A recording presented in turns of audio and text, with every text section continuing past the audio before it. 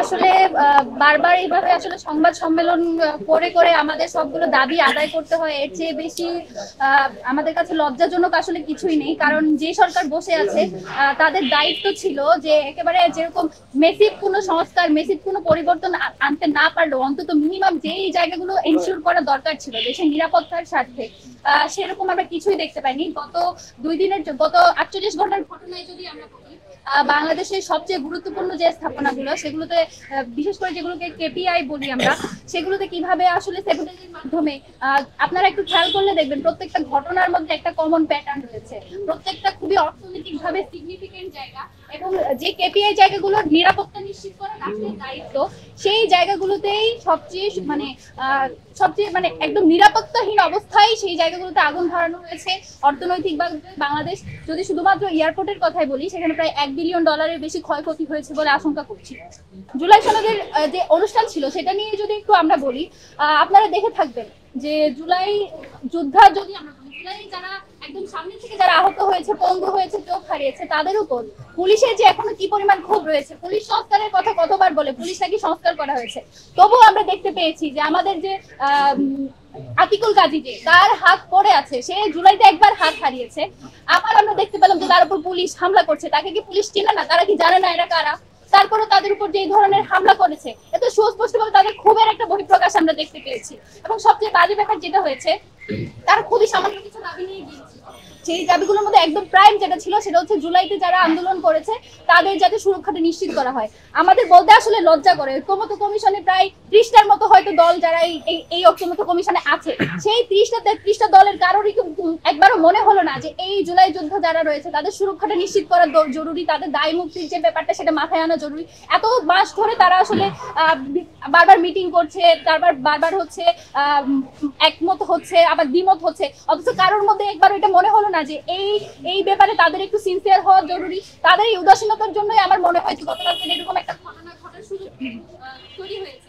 আর সবথেকে খারাপ লাগার ব্যাপার যেটা, আমাদের যারা জুলাই যোদ্ধা রয়েছে, আমি তাদেরকেও একটু রিকোয়েস্ট করবো যে আপনারা যখন এই ধরনের কোনো একটা ইনিশিয়েটিভ নেবেন, আপনাদের উচিত যে আপনাদের স্টেক হোল্ডার আছে তাদের সাথে পরামর্শ করা। কারণ দেখতে পেয়েছি এখানে বাইরের লোক ঢুকেছে, সেটা তো স্পষ্ট। এই ধরনের স্যাবোটেজ, এই যে আগুন লাগানো কিংবা অন্যান্য ঘটনা, সেগুলোর মধ্যে যে বাইরের মানুষের সংশ্লিষ্টতা আছে সেটাও বোঝা যায়।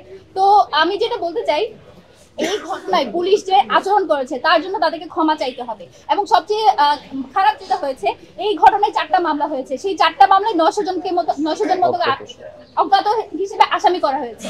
এই 900 জন, তাদেরকে যে হয়রানি হবে না, আমরা দেখেছি জুলাইয়ের যে মামলাগুলো রয়েছে সেগুলো নিয়ে কি পরিমাণে হয়রানি করা হয়। ইভেন যারা জুলাইতে কন্ট্রিবিউশন রেখেছে তাদেরকে পর্যন্ত জুলাইয়ের মামলায় আসামি করা হয়। তো এই যে 900 জনের অজ্ঞাত যে মামলা করা হয়েছে, তার মধ্যে দিয়ে যে হয়রানি করা হবে না জুলাইয়ের যারা আহত রয়েছে তাদেরকে, তার কি নিশ্চয়তা? এই নিশ্চয়তা সরকারকে নিশ্চিত করতে হবে যে তারা জুলাই যোদ্ধাদের উপর কোনো ধরনের হয়রানিমূলক কোনো মামলার প্রসিডিওরে যাবে না এবং তাদের সর্বোচ্চ নিরাপত্তা নিশ্চিত করবে। এটা আমরা সরকারের কাছে আহ্বান জানাই। আপনারা দেখে থাকবেন যে অগ্নিকাণ্ডের ঘটনাগুলো হয়েছে, সেই অগ্নিকাণ্ডের ঘটনাগুলো দেখুন, আমাদের গোয়েন্দা সংস্থা আছে অনেকগুলো, তাদের কাজ আমরা শুধু দেখতে পাই যে বিভিন্ন জনের ব্যক্তিগত তথ্য এইসব সামনে আনার ব্যাপারে তাদের সবচেয়ে ভূমিকা আমরা দেখতে পাই। অথচ দেশের সবচেয়ে গুরুত্বপূর্ণ স্থানগুলোতে যে এই ধরনের স্যাবোটেজ হবে, এই তথ্য কেন তাদের কাছে নাই? তাদের এই ব্যাপারে নিষ্ক্রিয়তা আমাদেরকে শঙ্কিত করে তোলে। এবং সবচেয়ে খারাপ ব্যাপার যেটা, বাংলাদেশের গোয়েন্দা সংস্থার প্রধান, সে কিন্তু এখনো ভারতে আছে এবং সেখানে আমাদের পতিত ফ্যাসিস্ট হাসিনা আছে। সেখান দিয়ে তারা যে নীল নকশাগুলো করছে সেগুলোরই একটা বাস্তবায়ন। আপনারা দেখে থাকবেন কিছুদিন আগে শেখ হাসিনা কিন্তু অনলাইনে বক্তব্য রেখেছে, এবং এই অগ্নিকাণ্ডের ঘটনায় আপনারা দেখবেন আওয়ামী লীগের যে পেজগুলো রয়েছে সেগুলো থেকে মিনিটে মিনিট আপডেট দেওয়া হচ্ছিল, লাইভ করা হচ্ছিল। তো সেই জিনিসগুলোতে আমরা স্পষ্টত এটা প্রমাণ পাই এবং প্যাটার্ন গুলো দেখলে আমরা বুঝতে পারি এগুলো কাদের কাজ। তো এই ব্যাপারে রাষ্ট্রের কি ভূমিকা তা আমরা জানি না।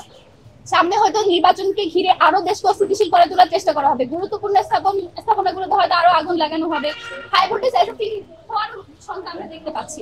তো তার প্রেক্ষিতে রাষ্ট্র কি ভূমিকা নেবে সেটা আমাদের কাছে এখন স্পষ্ট নয়। তারা কি ইনিশিয়েটিভ নিয়েছে এখন পর্যন্ত সেটাও আমাদের কাছে স্পষ্ট নয়।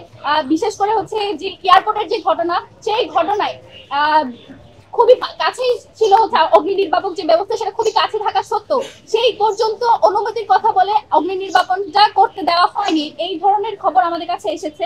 তো এই কাজগুলো কারা করেছে সেটা সুস্পষ্টভাবে তদন্ত করে বের করতে হবে, এবং বাংলাদেশের যে কেটিআর স্থাপনাগুলো রয়েছে সেগুলো নিরাপত্তা নিশ্চিত করারও দাবি আমরা জানাচ্ছি। এবং আমাদের যারা গুরুত্বপূর্ণ ব্যক্তিত্ব রয়েছেন তাদের নিরাপত্তা নিশ্চিত করাটাও আমরা জরুরি বলে মনে করছি।